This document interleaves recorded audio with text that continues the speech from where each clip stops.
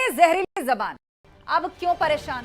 आजम खान की मुश्किलें खत्म होने का नाम ही नहीं ले रही हैं। आजम खान को आज एमपी एमएलए कोर्ट ने 2 साल की सजा सुना दी। 2019 के लोकसभा चुनाव में यह हेट स्पीच का मामला है। नफरती भाषण दे रहे थे आजम खान, उसके बाद केस दर्ज हुआ उनके ऊपर, केस चला और इस हेट स्पीच मामले में पहले भी 3 साल की सजा मिल चुकी है आजम खान को, लेकिन वो दूसरा मामला था। आजम खान के पहले के मामले में सजा मिलने के बाद उनकी विधानसभा की सदस्यता चली गई थी। फिलहाल आजम खान ना तो विधायक है और ना ही सांसद। कोर्ट के इस फैसले के बाद आजम खान की खींच भी सामने आई है। मीडिया के सामने अगर आजम खान बोले क्यों परेशान हो, सजा हो गई, अब क्या परेशानी है, यानी पहले तो जहरीली जबान, अब क्यों परेशान। आजम के साथ खेल, फिर जाएंगे क्या जेल, इसी पर करेंगे डिबेट। पहले रिपोर्ट देखिए।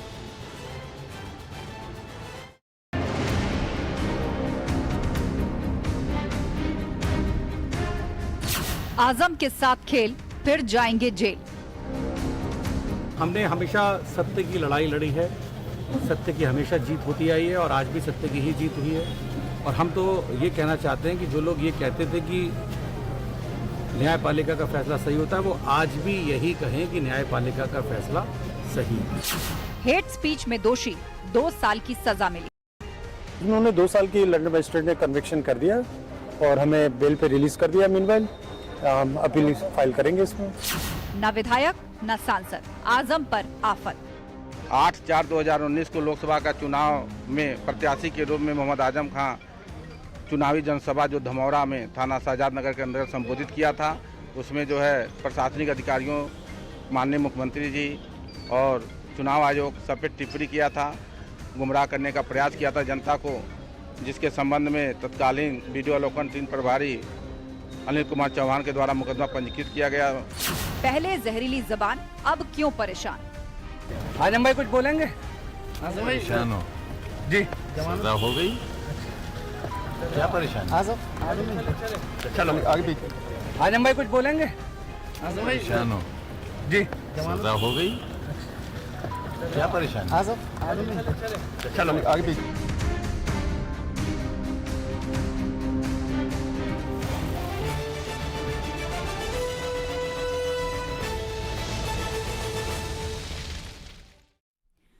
और अब वक्त हो गया है महाबहस के तीनों सवालों का। एक एक करके वो सवाल आपके सामने, जो हर एक राउंड में आज सभी पैनलिस्ट के सामने हम रखने जा रहे हैं।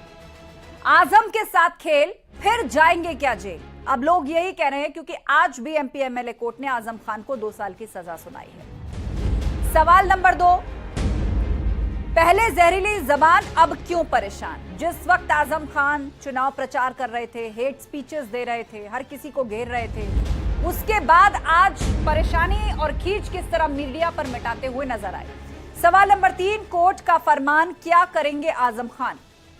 इससे पहले उनकी सदस्यता जा चुकी है। 3 साल की सजा जब कोर्ट ने सुनाई थी, वो भी हेट स्पीच से जुड़ा पूरा मामला था, और आज एक बार फिर से 2 साल की सजा हुई है। तो अब बड़ा सवाल यही है कि अब आजम खान का आगे क्या होगा। चर्चा के लिए हमारे साथ आकाश सक्सेना जी जुड़े हुए हैं, बीजेपी विधायक है रामपुर से। बहुत स्वागत है आकाश सक्सेना जी आपका।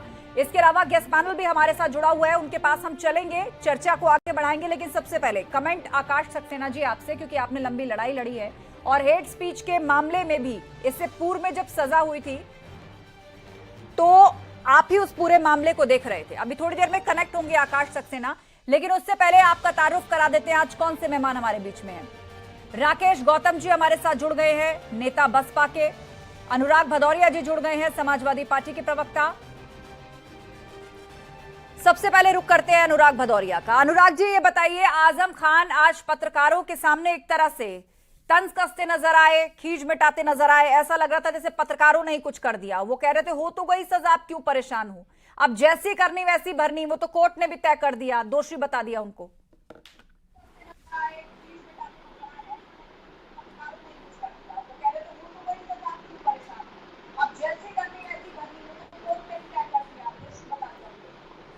मेरा फोन अभी कनेक्ट हुआ नहीं, उसे कहो मेरा।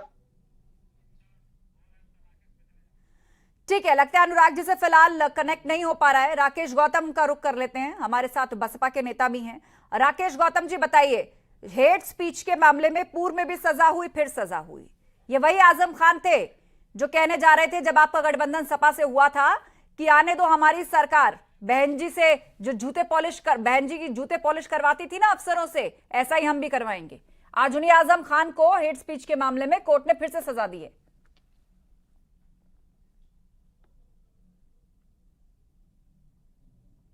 मेरी आवाज आप तक पहुंच रही राकेश गौतम जी? तो लगता है संपर्क नहीं हो पा रहा है, लेकिन आपको बता दें कि आज आजम खान को एक बार फिर से एमपी एमएलए कोर्ट ने 2 साल की सजा दी है। इससे पहले भी हेट स्पीच के ही मामले में उनको 3 साल की सजा हुई थी और उनकी विधानसभा सदस्यता चली गई थी। अब वो ना तो विधायक हैं और ना ही सांसद हैं।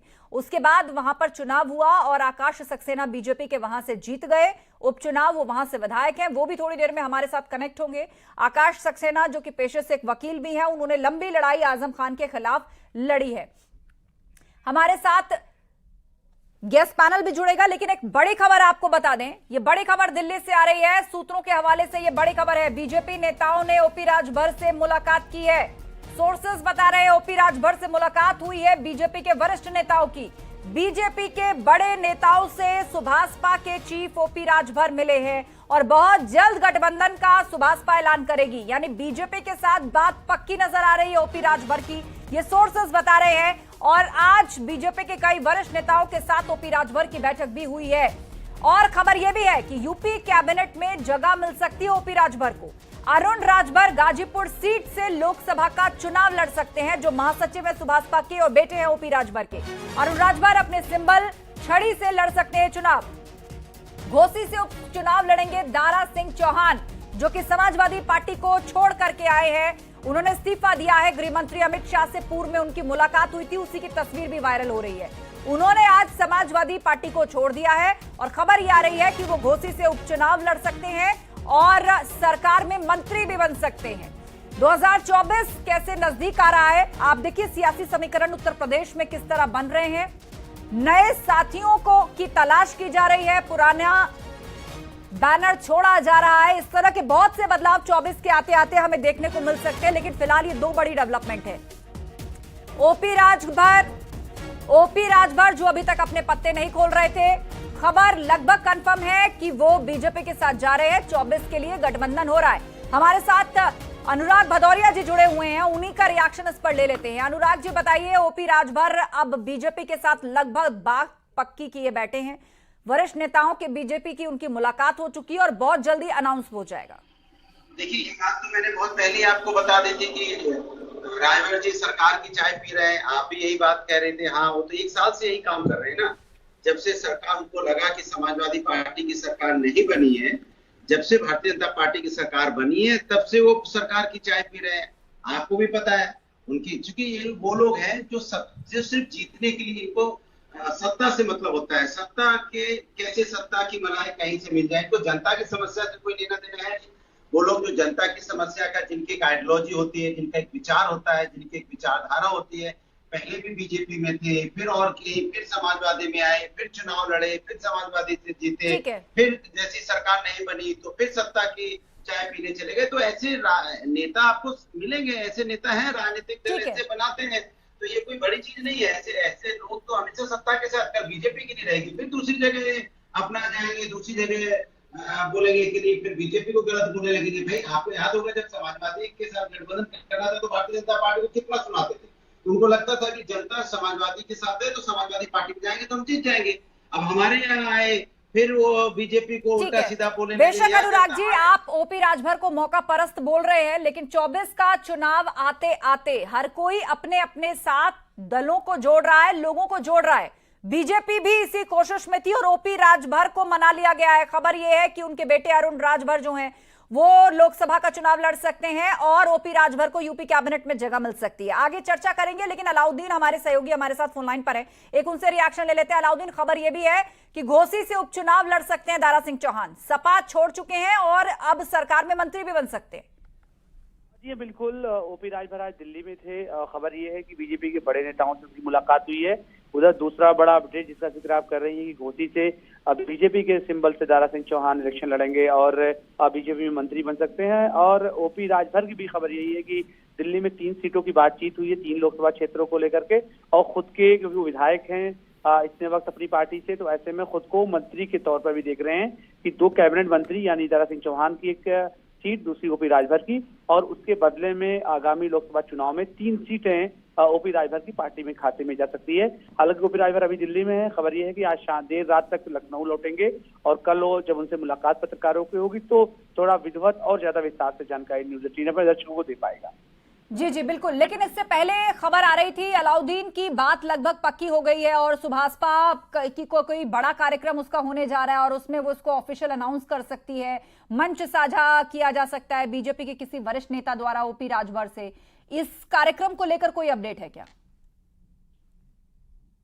तारीख खुद ओपी राजभर ने बताई थी। इससे पहले जब लखनऊ में उनका कार्यक्रम अभी 1 हफ्ते पहले था और पार्टी के तमाम पदाधिकारी और पूर्व उत्तर प्रदेश के तमाम लोग आए थे, तो अक्टूबर की डेट उन्होंने दी थी।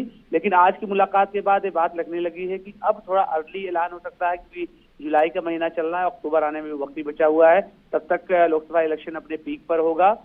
तो 3 सीटों की जो बातचीत चली है, ऑफ रिकॉर्ड जो पता चली है, एक तो बातचीत चल रही है खुद घोसी लोकसभा क्षेत्र पर, दूसरा जो है मऊ पर और तीसरा गाजीपुर पर। तो इन 3 लोकसभा सीटों को लेकर उनकी बातचीत दिल्ली में हुई है। हालांकि अभी ये बात कह पाना थोड़ा मुश्किल होगी कि आखिर बीजेपी के सीनियर लीडरों का क्या रुख रहा है और थोड़ी सी कला और साफ हो जाएगी। ठीक है, आप नजर बनाए रखिए। जानकारी के लिए शुक्रिया अलाउद्दीन। गेस्ट पैनल हमारे साथ है जेपी सिंह अरकवंशी हमारे साथ जुड़े हुए हैं, सुभाषपा के प्रवक्ता हैं। जेपी सिंह जी, समाजवादी पार्टी ने इस पर रिएक्शन दिया है और कहा है कि ओपी राजभर तो है ही मौका परस्त, उनको जिधर लगता है सत्ता जा सकती है या जा रही है उस पाले हो लेते हैं, उसके बाद वहां भी तय नहीं कर पाते कि राजनीति विपक्ष की करनी है कि सत्ता पक्ष सही है, फिर दूसरी तरफ भाग जाते हैं। नहीं, अनुराग भाई बैठे हैं हमारे, वो ज्यादा अच्छी तरह से उत्तर दे पाएंगे कि समाजवादी पार्टी कितनी बड़ी मौका परस्त पार्टी है। आप बताइए, देखिए उन्होंने किस किस के साथ, सपा के, बसपा के साथ किया, उन्होंने भाजपा के सहयोग से सरकार चलाई, हमारी पार्टी के साथ, कांग्रेस के साथ किया, उसके अलावा अपना दल के साथ किया जो पटेल जी की पार्टी है, उसके अलावा उन्होंने बाकी केशव मौर्य जी को छोड़ दिया था। तो उन्होंने किस किस को नहीं छोड़ा। प्रसपा के साथ उन्होंने गठबंधन में चुनाव लड़ा था, हालांकि बात अलग है, उन्होंने प्रसपा को एक भी सीट नहीं दी। मैं यहाँ दूसरी चीज स्पष्ट कर दूं कि हम केवल 1.5 साल सत्ता के साथ रहे और जो समस्याएं थी जनता की, जब वो सुलझती हुई नहीं दिखाई दी, जिन मुद्दों को लेके हमारे प्रत्याशियों ने चुनाव लड़ा था, तो हमने 1.5 साल बाद ही छोड़ दी थी भाजपा का साथ। अगर हमें सत्ता का मोह होता तो हम 4.5 साल बाद छोड़ सकते थे, लेकिन हमने 1.5 साल बाद ही छोड़ दिया। इससे स्पष्ट होता है हमें सत्ता की कोई मोह माया नहीं है हमारी पार्टी। चलिए ठीक है, अभी ये खबर क्योंकि ताजा आई है, मैंने आप दोनों का रिएक्शन लिया क्योंकि आप दोनों हमारे साथ पैनल में थे, लेकिन लौटेंगे आज के विषय के ऊपर। हम बात कर रहे हैं आजम खान की, हेट स्पीच मामले में दोषी करार दिए गए हैं, एक बार फिर से उनको 2 साल की सजा हुई है। और रुक करते हैं, हमारे साथ अनुराग भदौरिया जी हैं, जेपी सिंह अरकवंशी जी हैं और राकेश गौतम भी जुड़ गए हैं। राकेश गौतम जी, मेरी आवाज आप तक पहुंच रही है ना?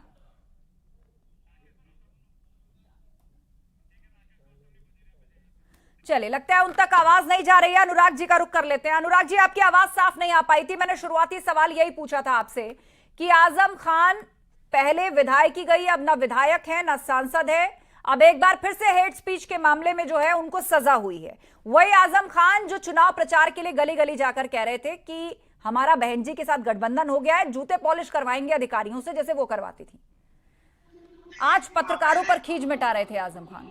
देखिए, ये डायलॉग आप पहले भी बोल चुके हैं, इसीलिए आप भी मुझे लगता है कहीं खींच निकाल रही है आप ही बात। शायद ये तो हकीकत है, ऑन रिकॉर्ड है अनुराग जी। तो ठीक है ना, तो कितनी बार मैं हाँ तो रिपीट आपको करने की पता नहीं क्या मजबूरी मुझे, तो ऑन रिकॉर्ड है, सबने देखा है वो। सुन लीजिए, ऑन रिकॉर्ड तो बहुत कुछ है बीजेपी का जो आप नहीं बोल पाएंगे। दिक्कत तो ये भी है ना, आप मुझे बोलने दीजिए। चलिए आप बताइए। सवाल ये नहीं है कि विधायक कोई है या एमपी कोई है। समाजवादी पार्टी का जो नेता होता है वो सेवा भाव से होता है। ये बीजेपी की संस्कृति संस्कार होगी कि भाई हम नेता बनते हैं, विधायक और एमपी अगर रहेंगे तो ही हम नेता रहेंगे, वरना हम नेता नहीं रहेंगे। आदरणीय आजम खान साहब कल भी नेता थे, मजबूत नेता थे उत्तर प्रदेश के समाजवादी के, आज भी मजबूत नेता है, कल भी मजबूत नेता रहेंगे। एमएलए एमपी क्या होता है भाई, नेता बड़ी चीज होता है। जब आपकी जमीनी पकड़ होती है, आपको जनता आपको प्यार करती है तो आप नेता होते हैं। लेकिन ठीक है, अनुराग जी, सरकार है, आपने सरकार है, बात सुनिए, बड़ी अच्छी कही पूरी बात कि कर- केवल पूरी बात इलेक्ट कर लो, होने पूरी वाला बात ही कर लो, नेता नहीं कहलाता, पूरी जनता बात में कर लो पकड़ ना, भी फिर होती है। उसका- लेकिन पूरी आप बात देखिए कर लो, सारे बाई इलेक्शन पूरी तो बात हार ही गए नहीं आप, बोलने अब देंगे नेता आप। कहेंगे आप आजम खान? अरे सुन तो, बिल्कुल बिल्कुल नेता है वो। चुनाव हारना जीतना अलग चीज होती है। चुनाव बहुत लोग हारते जीतते रहते हैं, लेकिन चुनाव हारने जीतने से राजनीति नहीं किसी की खत्म होती है। ये शायद आप गलतफहमी में हो। आज भारतीय जनता पार्टी की सरकार है देश में, तो इसके मतलब नहीं है कि भारतीय जनता पार्टी के लिए हमेशा रहेगी। एक दिन ये भी हारेंगे, पहले भी हारे थे। एक जमाना था 2-2 सीटें आती थी मात्र, आज उनके पास ज्यादा सीटें हैं, कल फिर कम सीटें हो जाएंगी। समय चक्कर है, घूमता रहता ठीक है। है। इसके लिए बहुत बड़ी चीज थोड़ी होती है कि आज सत्ता है कल सत्ता नहीं रहेगी। सत्ता तो उत्तर प्रदेश में भी हमेशा आती जाती रही है। आज भारतीय जनता पार्टी की है, कोई दो राय नहीं, जनता ने उन्हें जिताया है। अब कल क्या होगा किसे पता। जैसे आपने देखा कर्नाटक में बीजेपी की सरकार थी, अब नहीं है। हिमाचल में बीजेपी की सरकार थी, अब नहीं है। तो सरकारें आती जाती रहती है। सरकार बड़ी चीज नहीं है, बड़ी चीज है कि आपका जनता के प्रति क्या लगाव है, जनता के प्रति आपकी जिम्मेदारी क्या, जवाबदेही क्या है। अगर विपक्ष में है तो क्या विपक्ष में रहेंगे, आप जनता के मुद्दों को उठा रहे हैं कि नहीं उठा रहे हैं, सरकार को घेर रहे हैं कि चलिए नहीं घेर ठीक रहे है, हैं? जनता के मुद्दों को उठा रहे हैं, सरकार को घेर रहे हैं, लेकिन रिजल्ट तो नहीं मिल रहा ना। रिजल्ट तो सिफर ही आ रहा है। रामपुर से सारे चुनाव, बाई इलेक्शन सब कुछ हार गए और आप कह रहे हैं कि अब भी आजम खान नेता है, केवल इलेक्ट होने से कोई नेता नहीं होता। आलोक वत्स जी, आप इस परिभाषा से सहमत है क्या? आजम खान को अगर आप देखिए, आज पत्रकारों पर जिस तरह वो झल्ला रहे थे, कह रहे थे हो तो गई सजा, परेशान क्यों हो तुम लोग। ये चीजें तब याद नहीं आई जब उन्होंने हेट स्पीच दी थी। वो गली गली घूमकर इस तरह का प्रचार करते थे, लोगों के लिए अपमानजनक शब्दों का इस्तेमाल करते थे। और आज रामपुर की स्थिति आप देखें तो आजम खान की सियासत लगभग सिमट चुकी है।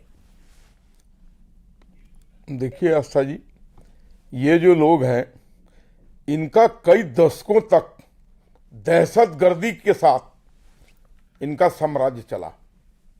ये लोग जब चलते थे तो रोड कांपता था, इलाका कांपता था, जो चाहे वो करते थे। अब ये ढलान पे हैं और ढलान पे इतनी बुरी तरीके से हैं कि इन्होंने कभी जिंदगी में नहीं सोचा होगा कि मुझे अपने कर्मों की सजा इतनी बुरी तरीके से इसी जन्म में मिल जाएगी। क्या क्या नहीं किया। इनकी भैंस तक के लिए पूरी की पूरी बटालियन लग जाती थी, इनकी भैंस चोरी होती थी तो। पूरा गौहर यूनिवर्सिटी इन्होंने किस तरीके से अपने ही बिरादरी के लोगों की जमीन दखल करके और कितना बड़ा साम्राज्य खड़ा कर दिया। ये पहली बार इनको सजा नहीं हुई है, इनको दूसरी बार सजा हुई है। और हेट स्पीच कोई भी व्यक्ति दे, चाहे वो भारतीय जनता पार्टी का ही क्यों ना हो, अगर उससे समाज में बेमनस्ता फैलती है, अगर उससे समाज में अराजकता फैलती है, अगर उससे समाज में दुश्मनी फैलती है, तो मैं कतई उसका सपोर्ट नहीं करूंगा, मैं उसका विरोध करूंगा। और आज जो इनको हुआ है, इनके अपने कर्मों की सजा है। ठीक है, राकेश गौतम जी का रुख करते हैं, बसपा नेता हमारे साथ जुड़ गए हैं। राकेश जी, मेरी आवाज आप तक पहुंच रही है? कभी आप ही का नाम लेकर दम भर रहे थे आजम खान एक चुनाव प्रचार में कि बहन जी हमारे साथ है, एक बार सरकार आने दो, देखो हम क्या करते हैं अधिकारियों का हाल।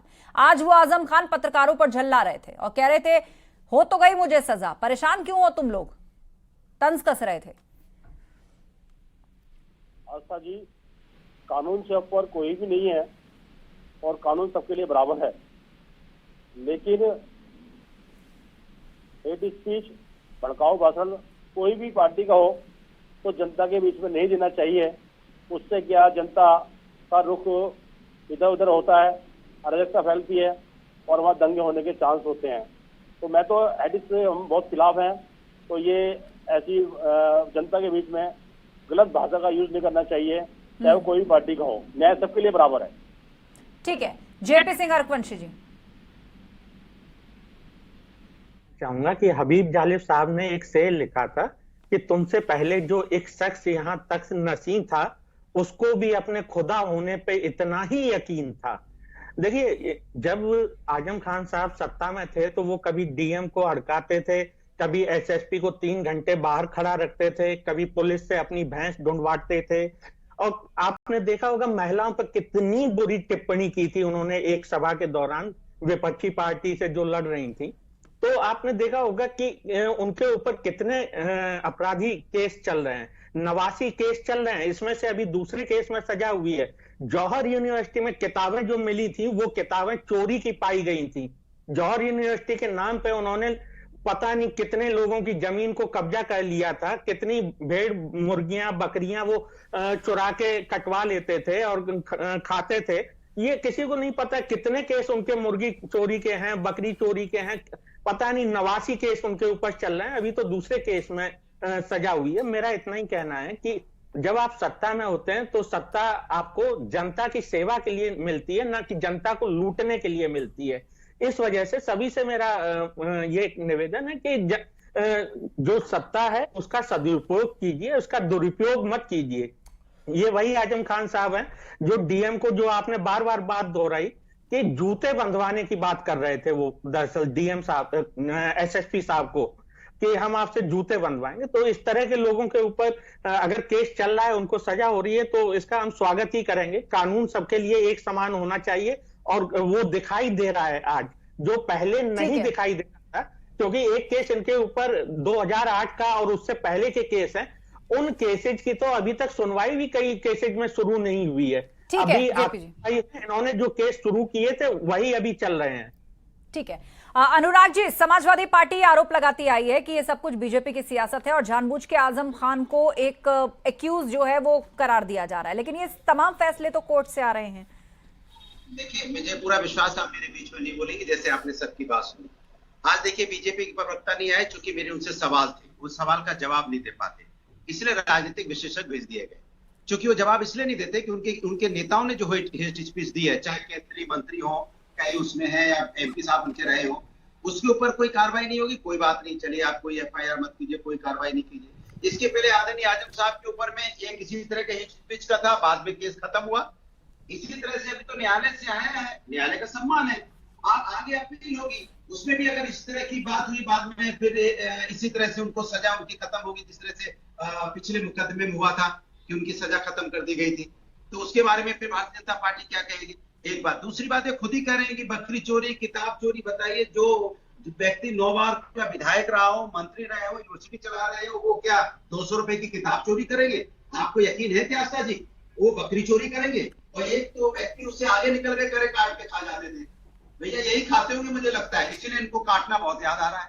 भाई क्या बातें बोलते हो आप? भाई एक व्यक्ति जिसका व्यक्तित्व इतना बड़ा है, उसको आप बता रहे हो बकरी चोरी करेगा, किताबें चोरी करेगा? माने कुछ भी आरोप लगाते हैं भारतीय जनता पार्टी वाले, सोच के भी नहीं लगाते हैं। बीजेपी के गुट में चले गए तो कम से कम ज्ञान तो बढ़ा लो, अज्ञानता क्यों है भाई? आप बीजेपी के साथ जाना है जाओ, लेकिन कुछ सेंस की बातें करो, जनता सुन रही है। कोई आदमी बकरी चोरी कौन करता है भाई आज के जमाने में? और किस में बकरी चोरी का मुकदमा लगता है, जरा बता दीजिए मुझे। जो इतने बड़े कद का नेता रहा हो या तो इतना संपर्क ठीक ठाक व्यक्ति का समाज। चलिए ठीक है, बहुत ही भावनात्मक दलीलें आपने दी है अनुराग जी, आजम खान के पक्ष में बहुत ही भावनात्मक दलीलें दी हैं। आलोक वत्स जी, ये दलील मानी जानी चाहिए क्या कि इतना बड़ा व्यक्तित्व, 9 बार का सांसद या विधायक, वो क्या बकरी चोरी कर सकता है? उस पर मुर्गी चोरी का आरोप कैसे लग गया? उनके प्रवक्ता का बिल्कुल सही कहना है, आजम खान जी कभी बकरी और मुर्गी चोरी नहीं करते हैं, कर किए होंगे, मैं भी मानता हूं, लेकिन जो आक्रांत है, जो व्यवहार है, वो इनके लोग करते थे। एक कहावत है, मरे सिपाही नाम हवलदार का, तो इनके ड्राइवर करते थे, इनके प्यून करते थे, इनके इर्द गिर्द जो लोग रहते थे, जो इनके सिपह सलार थे, वो करते थे और इनके नाम पे करते थे, क्योंकि साम्राज्य इनका चलता था, दहशतगिरी इनकी चलती थी, इनका वो पूरा खौफनाक मंजर ठीक है होता था। तो इसलिए इनको इसकी जिम्मेवारी लेनी होगी। अगर आपके लोग कर रहे हैं तो आप जिम्मेवार हैं। ठीक है, ठीक है। हमारे साथ आकाश सक्सेना जी जुड़ गए हैं, बीजेपी विधायक हैं रामपुर से। और थोड़ी देर पहले अनुराग जी आप पूछ रहे थे कि बीजेपी से कोई नहीं जुड़ा, तो किसी तकनीकी दिक्कत के कारण आकाश जी हमारे साथ देर से जुड़े हैं। आकाश जी, यहां पर एक बार फिर से वही आरोप लग रहा है, आजम खान को जो सजा हुई है कि जानबूझकर ये सारे राजनीति के चलते मामले लगाए गए हैं और कोई मुद्दा आप लोगों के पास नहीं बचा है, जानबूझकर आजम खान को फंसाया जा रहा है।